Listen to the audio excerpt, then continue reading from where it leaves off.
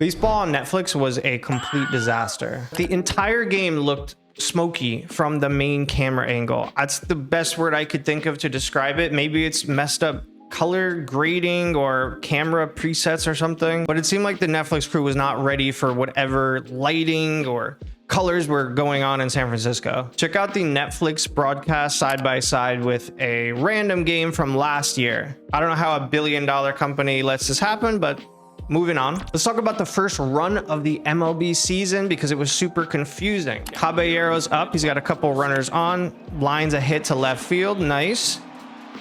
Little bobble. Camera cuts to Stanton scoring. Cuts to the cutoff. Cuts to Jazz Chisholm. Cuts to right field where the ball is not, and cuts back to Caballero at second, safe. A huge rule of thumb of baseball broadcast is you got to follow the ball, and they break that by cutting to Jazz here.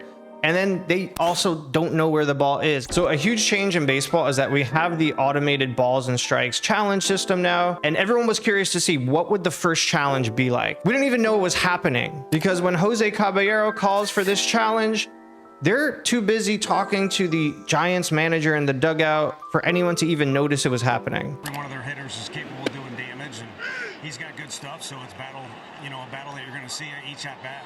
I see your guys talking after they face Max Fried. What are they sharing? What are they seeing? I think just the shapes of the pitches. I think there's a couple things that are different than maybe in the past, or some things that they've seen in particular tonight.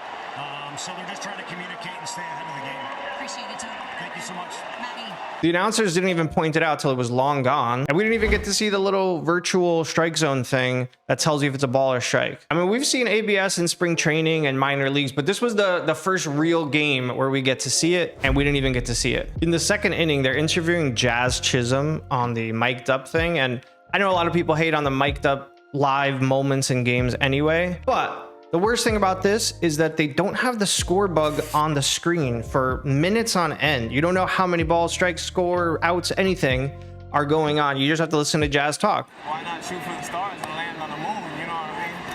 And Jazz is cool, but like, I want to watch the baseball game too. And then when the score bug is on the screen, it's absolutely terrible. Somebody on Reddit said it's both too big and too small at the same time. I think they're trying to optimize for tablets and phone watching, so that's why the score is so huge. But if you try to read like Logan Webb's name here or Aaron Judge, like, you can't actually make out these letters, and the pitch count number is tiny as well.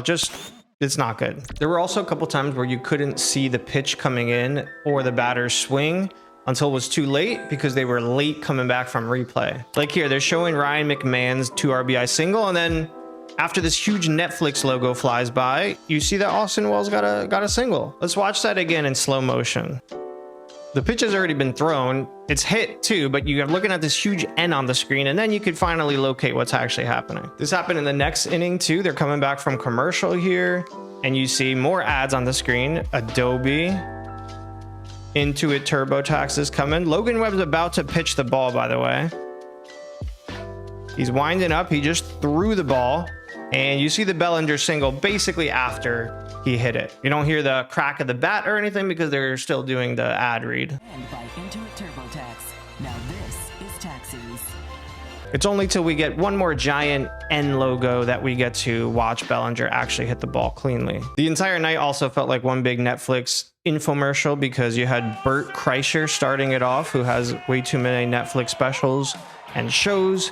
And if there's one person I think of when I think of baseball, it's not Bert Kreischer. Like, so much of baseball's charm is that it's like traditional and it's relaxing, and there's nothing like a nice day at the ballpark. And then you got this guy screaming before the game. They had tons of other Netflixy people that they tried to force into the action, and I don't know, the whole thing felt pretty gross. All right, that's the end of my Netflix rant. I'll see you guys next time.